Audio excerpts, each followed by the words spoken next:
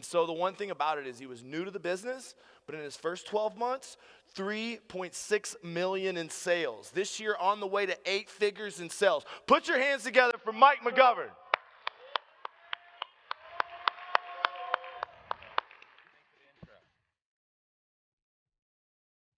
Hello. So first off, I just want to say thank you to Lee. I mean, can we give Lee a round of applause for this event? I haven't seen many people that can put on an event with this many elite speakers and the fights. I mean, it's just been just an incredible experience, and I'm grateful to be here today. Like Lee said, last year I came to this event. We had only done about $90,000 in total revenue. I had myself, an operations manager, and one sales rep. By the end of season, like Lee had said, we got to about 3.6 million. This year, we're on pace for 8 million. And a lot of that's due to Lee and everything that he's done for us, right? I mean, he came up to Columbus and spent time with my team. We hosted an event together. And man, it's just, anyone out here that's considering maybe joining Sky Diamonds or considering what the next step is to improve and grow your business, you got to pay to play. Right? When I met Lee, I realized that you're paying for not only the resources and the education, but you're paying for a seat to the table. Right? You gotta invest in yourself, right? Because not investing in yourself, you're just telling your subconscious that you don't think you're gonna make that money back. Right? So I just challenge all of you today that if that's something you're considering, take that step, because the second that you do, you make a commitment that that's just gonna stick with you. And so what I want to share with you guys today a little bit is how I felt that, my deficiencies defined me for a minute, right? And how we don't want to allow our deficiencies to define us.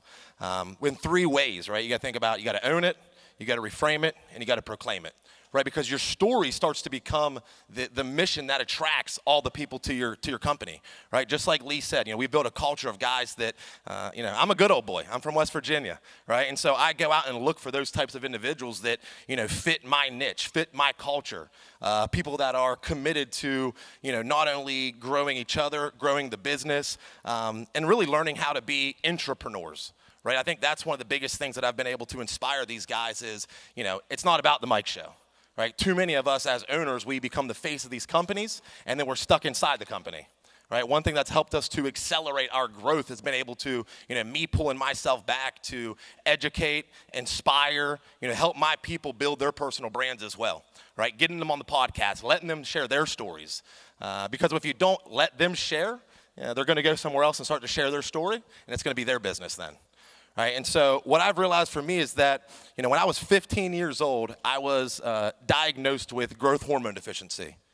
Probably wouldn't recognize it now. As you can tell, I got on the growth hormone and lifted for a long time. So that definitely boosted the ego a little bit. But, for the longest time, I allowed that deficiency to really define who I was and didn't, wasn't able to grow as an individual, and kind of looked at it as like I was given a bad hand of cards. Right? Because we all come from something. Right? Every one of us has probably had an experience that, we can share, and we say it holds us back. I think probably majority of the speakers up here today talked about, or talked yesterday and today, right? Talked about, hey man, I came from rags to riches, addicts, right? All of that stuff. No one really gives a shit. No one out here is going to have empathy for you and your story. Right? So you have to start to embody that and look at it as like, how can I leverage this story to speak my mission? Right? And so as I was diagnosed with that, I ended up going on and playing junior hockey up in Boston for a few years.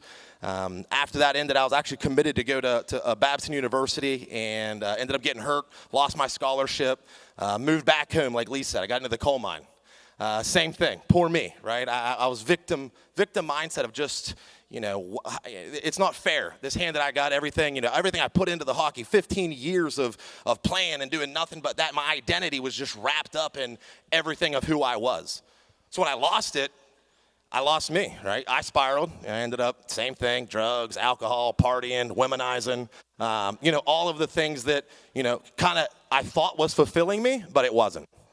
But what I realized is that when I could pull myself back, and because I had this burning desire to be successful, right? I'm sure there's a lot of us in here today that have felt, man, like, I know I'm made for better. I know I'm made for greatness, but I just can't figure out how to pull it out. Can't figure out how to get the world to see and how to help me leverage it so that I can grow people and my business. And so in that moment, I actually ended up going up to Columbus for a football game. And me and a couple buddies, I remember I walking out of the bar that night, and I'm looking up at like the Nationwide building, and I'm thinking like, man, something's just like calling me.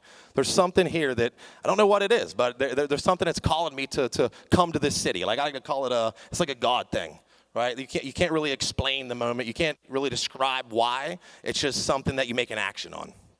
And so end up moving up there. Like Lee said, I got into cemetery sales. I was selling grave plots, headstones. They were dying to see me. And, going through that, but it taught me so much, right? It taught me this empathy. I remember when I got hired, the guy that hired me said to me, he said, man, I think you're going to be great. You're a good-looking kid. He's like, but, man, you are aggressive, and you're loud, and people aren't going to vibe with that well. So you have to learn how to, create tonality in your voice, have empathy, feel the emotion, right? You're going to be speaking to people on the hardest day of their lives, right? And so what that did for me, it just started to really sculpt who I was, and rather than looking at all of the things that I didn't have, I started to look at the things that this all gave me, right? It gave me discipline, it gave me persistence, perseverance, right? Now I'm in Columbus, literally sleeping in a truck at one point. Now we start to get into business, get into real estate investing, and in the process of real estate investing, I was like, man, this is great, but I'm not fulfilled. Right? I think that I had a mission. It was just trying to figure out how to get to it. And a mentor of mine at the time said, man, you should get into roofing. I'm like, dude, I'm not a roofer. I'm not a roofer, man. I've never laid a shingle before. He's like, no, I'm telling you, man, you love the sales, the marketing. You've got a good brand. You love culture. He's like, I encourage you to make that the thing that you start.